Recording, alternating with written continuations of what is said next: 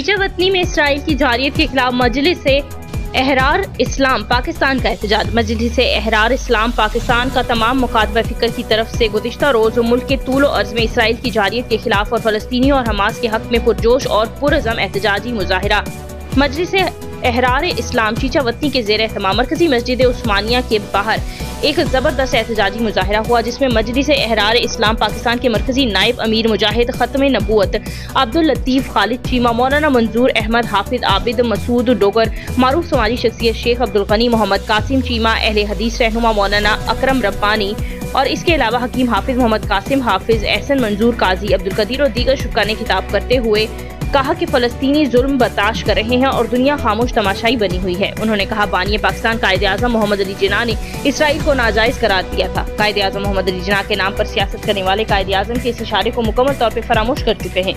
मुकर्रिरीन ने कहा कि 1947 में दुनिया के नक्शे पे इसराइल का कहीं भी निशान नहीं था। अब ये रियासत कहाँ से आ गई? इस नाजायज कब्जे पर अक़वाम मुत्तहिदा की खामोशी मुनाफ़क़त को वाज़ेह कर रही है।